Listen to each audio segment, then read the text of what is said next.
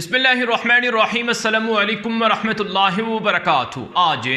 5 جون 2025 ہے اور آج دن ہے جمعرات کا۔ آج کی تازہ ترین بڑی خبروں سے اس ویلاگ کا آغاز کریں گے۔ ناظرین کرام، امریکہ ایک بار پھر اسرائیل کو بچانے میدان میں آ گیا ہے۔ اقوام متحدہ کے ادارے سلامتی کونسل میں غزہ کی جنگ کو فوری بند کرنے کا مطالبہ کیا گیا ہے۔ جس وقت میں ویڈیو ریکارڈ کر رہا ہوں، اس وقت جو اقوام متحدہ کے سیکیورٹی کونسل کا اجلاس ہے کچھ ہی لمحوں کے بعد شروع ہونا ہے۔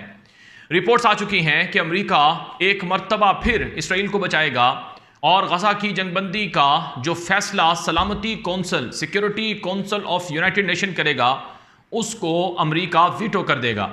اس سے پہلے غزہ کی جنگ کو روکنے کی کئی قراردادیں آ چکی ہیں جس کو امریکہ ویٹو کر چکا ہے۔ سوال یہ ہے کہ امریکہ غزہ کی جنگ کو روکنے کی قراردادیں ویٹو کیوں کرتا ہے؟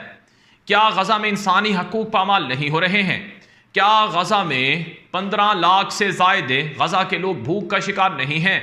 کیا اقوام متحدہ سلامتی کونسل کی اور دیگر عالمی انسانی حقوق کی تنظیموں کی رپورٹیں نہیں ہیں کہ غزہ کے لوگ مشکلات کا شکار ہیں؟ کیا اسرائیلی وزیر اعظم نیتن یاہو کو ICJ یعنی انٹرنیشنل کورٹ آف جسٹس کی طرف سے جنگی جرائم کا مرتکب قرار نہیں دیا گیا ہے؟ کیا غزہ کے اندر 15,000 سے زائد بچے اسرائیل کے حملوں کا نشانہ نہیں بنے ہیں؟ کیا غزہ کے اندر 1.5 لاکھ سے بھی زائد لوگ بلکہ 2 لاکھ کے قریب تعداد ہے کہ جو لوگ اسرائیل کے حملوں میں زخمی ہوئے یا پھر اپنی جانیں دے کر چلے گئے اس دنیا سے؟ کیا یہ سب چیزیں نہیں ہوئی ہیں؟ لیکن امریکہ ہے کہ جس کے نزدیک نہ کوئی قانون ہے، جس کے نزدیک نہ کوئی جمہوریت ہے، جس کے نزدیک نہ کوئی آزادی اظہار رائے ہے اور جس کے نزدیک نہ کوئی عالمی قوانین ہے، امریکہ اسرائیل کی پش پناہی کر رہا ہے اور اسرائیل کو غزہ کی جنگ روکنے سے بچا رہا ہے۔ بہرحال ناظرین اکرام، اب جو کچھ ہو رہا ہے یہ پوری دنیا اس کو دیکھ چکی ہے، پوری دنیا غزہ کی مددگار بن گئی ہے۔ اگر میں آپ کے سامنے اس وقت جو آج کی تازہ ڈیولپمنٹس ہیں وہ رکھوں تو آپ کو پتہ چلے گا کہ اس وقت دنیا کے اندر کیا ہو رہا ہے۔ میرے سامنے آج ایک خبر آئی ہے کہ ایک خفیہ ڈاکومنٹ سامنے آیا ہے جس میں نومبر 2024 کی تاریخ ہے کہ نومبر 2024 میں انسانی حقوق جو یورپی یونین سے وابستہ ایک انسانی حقوق کا ادارہ ہے اس نے انویسٹیگیشن کی تھی اور اس بات کی رپورٹ انہوں نے مرتب کی تھی کہ اسرائیل غزہ میں ہزاروں بچوں کو اور عورتوں کو قتل کرنے کا ذمہ دار ہے، اور اسی طرح سے اسرائیل غزہ میں غزہ کے لوگوں کے خلاف بھوک کو جان بوجھ کر جو بھوک ہے اس کو بطور اسلحے کے استعمال کر رہا ہے۔ اور اسی طرح سے اس رپورٹ میں یہ بات بتائی گئی تھی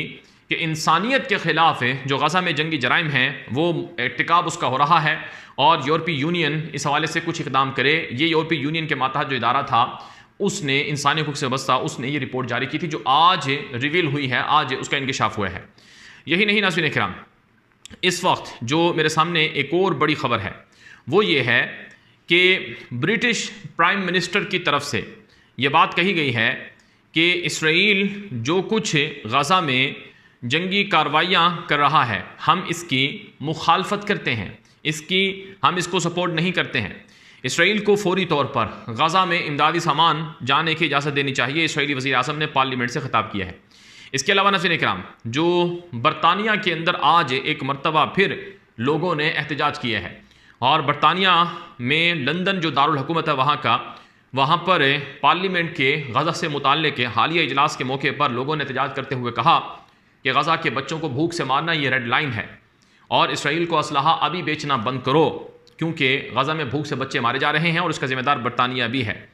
وہ الگ بات ہے کہ برطانیہ میں پارلیمنٹ کو عملاً جو غزہ کی جنگ ہے اس حوالے سے کوئی بل یا قرارداد لانے سے روکا گیا ہے، یعنی جو جیوش لابی ہے یا اسرائیل نواز لابی ہے وہ برطانیہ میں اور امریکہ میں بہت فعال ہے اور وہ اس چیزوں کو روک دیتی ہے، لیکن عوامی سطح پر لوگ غزہ کی جنگ کو بند کرنے کا مطالبہ کر رہے ہیں۔ یہاں تک کہ آج ایک خبر آئی ہے کہ فرانس کی ایک پورٹ تھی، بندرگاہ تھی، وہاں پر اسلحے کے کنٹینر آئے تو وہاں جو ملازمین تھے اس بندرگاہ اور پورٹ کے انہوں نے کہا کہ ہم اس اسلحے کے کنٹینر کو اسرائیل کے لیے شپ نہیں کر سکتے ہیں۔ جی ہاں، جو مرسیلیا کے نام سے فرانس کی ایک بندرگاہ ہے وہاں کے ملازمین نے کہا کہ ہم اسرائیل کو اسلحے کی شپمنٹ والے کنٹینر وہ روانہ نہیں کر سکتے ہیں کیونکہ ہمارا بھی اس میں حصہ ہو جائے گا، ہمارے ہاتھ لگیں گے تو گویا غزہ کے بچوں اور غزہ کے لوگوں کے خلاف ہم بھی جرم میں شریک ہو جائیں گے، اس لیے ہم یہ کام کرنا نہیں چاہتے ہیں۔ تو یوں ناظرین اکرام، جو عالمی سطح پر پوری دنیا جو ہے وہ اس وقت غزہ کی مددگار بنی ہوئی ہے اور غزہ کی جنگ کو روکنے کا مطالبہ کر رہی ہے۔ ابھی کچھ دیر پہلے ایک اور خبر آئی ہے کہ جو مالدین سے ایک جہاز اسرائیل کا محاصرہ توڑنے کے لیے غزہ کے لیے روانہ ہوا ہے، یعنی جو فریڈم فلوٹیلا کے نام سے جو باہری شپ روانہ ہوا تھا 3 دن پہلے، اس جہاز کو روکنے کے لیے آج 5 جون کو اسرائیل کے اندر ہنگامی اجلاس بلایا گیا ہے، جس کا مقصد اس باہری جہاز کو غزہ میں داخلے سے روکنا ہے۔ ممکنہ طور پر اسے اسدود یا اسقلان کی بندرگاہوں کی طرف لا کر کھڑا کیا جائے گا، اور مادلین کے نام سے جو جہاز ہے اس کو اسرائیلی جو حکومت ہے وہ کسی بھی صورت غزہ میں داخل ہونے نہیں دے گی اور اس پر سوار لوگوں کو گرفتار کر لے گی، پھر بعد میں ان کو حوالے کر دیا جائے گا ان کے ملکوں کے، یہ رپورٹس میں بتایا جا رہا ہے۔ بہرحال غزہ میں بہت بڑا المیہ ہے، انسانی حقوق پامال ہو رہے ہیں، لیکن یہاں پر کچھ بڑی خبریں ہیں۔ اسرائیلی وزیر اعظم نیتن یاہو کا تخت الٹ گیا ہے۔ جی ہاں، عملاً تو ابھی الٹنا باقی ہے، لیکن جو کارروائی ہے وہ شروع ہو چکی ہے۔ اس لیے جو اس وقت تازہ ترین کرنٹ سچویشن ہے وہ یہ ہے کہ نیتن یاہو کی جو رسوائی ہے، یا نیتن یاہو کے لیے جو ایک طرح سے پشیمانی ہے یا اس کو افسوس اور ندامت کے جو دن ہیں وہ اب شروع ہو چکے ہیں۔ آج خبر آئی ہے کہ نیتن یاہو کی ایک خفیہ آڈیو لیک ہوئی ہے۔ نیتن یاہو کی گفتگو ہے، آڈیو ہے جو لیک ہوئی ہے۔ اس آڈیو میں نیتن یاہو اسرائیل کی فوج میں جو الٹرا آرتھوڈوکس یہودی فرقہ ہے اس کے نوجوانوں کو بھرتی نہ کرنے کا وعدہ کرتا ہے۔ نیتن یاہو کہتا ہے کہ میں نے اسرائیل کے متشدد مذہبی یہودی فرقے حریدیم کو فوج میں بھرتی ہونے سے ان کو روکنے کے لیے اسرائیل کے سابق وزیر دفاع یوآف گالنٹ کو عہدے سے ہٹایا، اور میں نے اسرائیل کے سابق آرمی چیف ہرزی حلیوی کو عہدے سے ہٹایا، کیونکہ یہ دونوں شخص جو ہیں وہ الٹرا آرتھوڈوکس یہودی فرقے کے نوجوانوں کو بھی فوج میں بھرتی کرنے کے پرزور حامی تھے۔ تو چونکہ یہ میری بات نہیں مان رہے تھے اور یہ رکاوٹ تھے، تو اس وجہ سے میں نے ان کو عہدے سے برطرف کیا۔ اب یہ نیتن یاہو کا اعتراف جرم ہے۔ اسرائیلی عوام، اسرائیلی ٹیلی ویژن 13 نے یہ آڈیو جاری کی، تو یہ آڈیو اسرائیل کے وزیر اعظم کا اتنا بڑا جرم ہے کہ اب اس کا اقتدار میں رہنا ناممکن ہے۔ جی ہاں، اسی وجہ سے نیتن یاہو کا جو گھیرا ہے وہ تنگ ہو چکا ہے، اور نیتن یاہو کی اقتدار کی جو کشتی ہیں وہ ہچکولے لے رہی ہیں، اور اب نیتن یاہو کا جو اقتدار ہے اس کا جو سورج ہے 17 سال کے بعد وہ غروب ہونے جا رہا ہے۔ اسرائیل میں ایک بڑا دنگل سج گیا ہے، کیونکہ ناظرین اکرام جو اسرائیل کے اندر نیتن یاہو کی کولیشن پارٹیز تھیں، اتحادی پارٹیز، انہوں نے علیحدگی کا اعلان کر دیا ہے۔ شاس پارٹی نے کہا کہ ہم پارلیمنٹ کو تحلیل یا ڈیزالو کرنے کے حق میں ووٹ دیں گے، اور ایک اور یہودی الٹرا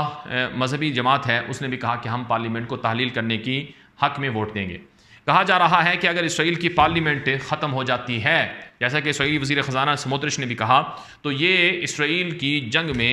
بہت بڑی ناکامی کا سبب ہوگا۔ نیتن یاہو جو غزہ کی جنگ کو بند کرنے کا مخالف رہا ہے، جس نے غزہ کے اندر انسانی حقوق کی مکمل بحالی سے انکار کیا اور کہا کہ غزہ میں انسانی امداد بحال نہیں ہو سکتی ہے، اس نیتن یاہو کا اب سورج جو ہے وہ غروب ہو رہا ہے۔ یہی وجہ ہے ناظرین اکرام کہ اسرائیل میں ارلی الیکشن کی تیاریاں زور پر ہیں۔ اپوزیشن جماعتیں نیتن یاہو کے خلاف برسرے پیکار آ رہی ہیں، اور نیتن یاہو جو جنگ بند کرنے کا مخالف تھا، اب اگر اسرائیل میں الیکشن ہوں گے تو الیکشن کے بعد نئی حکومت آئے گی، جو نئی حکومت ہے وہ پہلے ہی جنگ بند کرنے کے حق میں ہے، یعنی کہ جو اپوزیشن جماعتیں ہیں، جو نیتن یاہو کی مخالف جماعتیں ہیں، ان کا اگلے الیکشن میں جیتنا واضح ہے، اور یہی وہ جماعتیں ہیں جو غزہ کی جنگ کو ڈیل کے تحت بند کرنے کے حق میں ہیں، اور جو فلسطین کے لوگوں کے ساتھ بھی بات چیت کی حامی ہیں۔ بہرحال نیتن یاہو کی حکومت میں جو متشدد قسم کے لوگ ہیں، اگر ان سے نجات مل جائے تو یہ غزہ اور فلسطین کے لیے بہت بڑی ایک طرح سے خوشی کی بات ہوگی، کیونکہ غزہ کے لوگ نیتن یاہو کی ضد اور ہٹ درمی کی وجہ سے ہی جنگ بندی انہیں نہیں مل رہی ہے، اور اس کی وجہ سے انہیں مسائل کا سامنا کرنا پڑ رہا ہے۔